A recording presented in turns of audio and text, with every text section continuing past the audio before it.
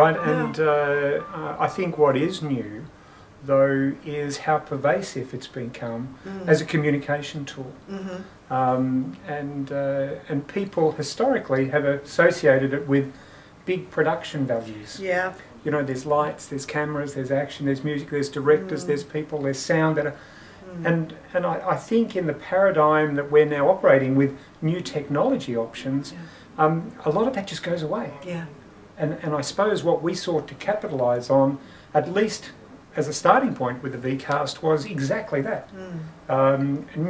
New levels at which people can use, and much more responsive. So we're not having to wait 3 weeks, we're not having to, you know, script everything. Yeah. Why don't we just talk with our marketplace, with our clients, and communicate to them using this medium? And that's really the starting point for it anyway. Yeah. The challenge when we get into the business domain is that not only do we want to deliver the message, we also want to know how long did someone stay on. We want some accountability, we want some metrics back.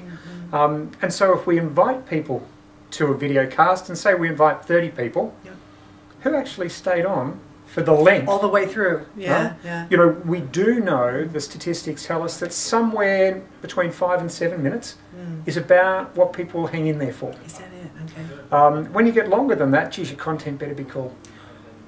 Well, I'm sort of shivering here because it wasn't that long ago that I ran a 4-hour webinar. Now, speaking of webinars, I heard one of your technicians talking, well, they were using the same term that you're using, vCast, but it sounded as if they were talking about something like a WebEx, which is what I was used to over the last couple of years using.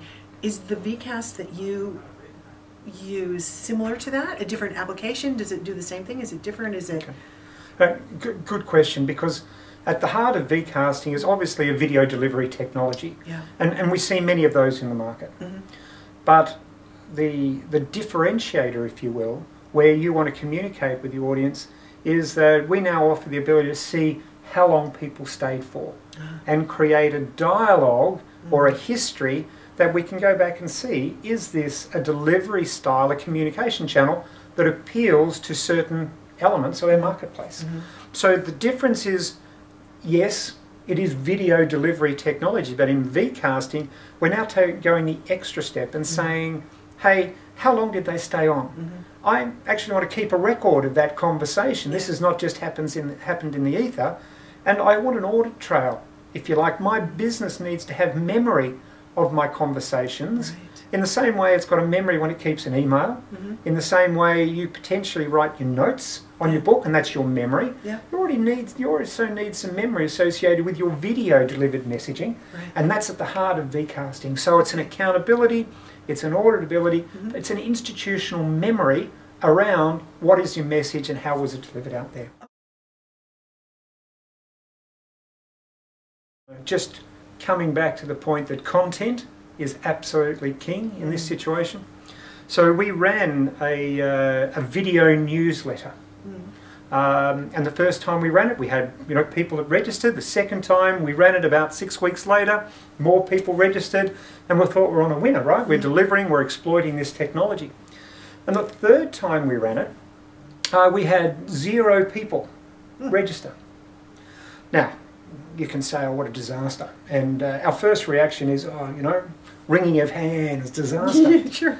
But look, the interesting thing is, because of the ability to track what actually happened, we could see that people read the email. We could see that they clicked through to what was being covered in that particular vCast, and then we could see that they didn't register. So we take away that actually what was in the content for that particular vCast didn't cut it. Didn't cut it. Interesting. Okay. So, and this comes back to the difference between, a Skype or a WebEx or whatever. If you don't have this auditability about the success of your communication, then you wouldn't know that. I see that. A key part of what we believe business to business, and in fact increasingly business to consumer need, is not just a delivery technology, but an ability to see how effective that is in terms of their marketing mix and their go-to-market messaging.